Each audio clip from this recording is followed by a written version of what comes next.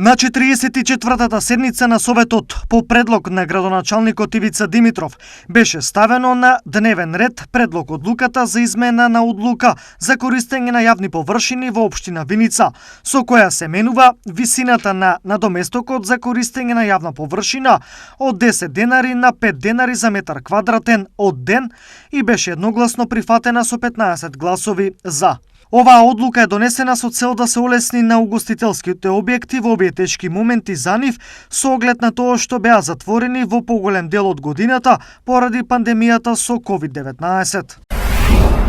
Градоначалникот на општина Виница Ивица Димитров и председателот на Совет на општина Виница Тони Велков присуствуваа на Зум состанок на делегацијата на Конгресот на локалните власти, односно Совет на Европа. На овој состанок се разговарало на актуелните теми како ковид состојбата во Виница, финансиските приходи и трошоци, како и финансиските проблеми кои се надлежности на општината.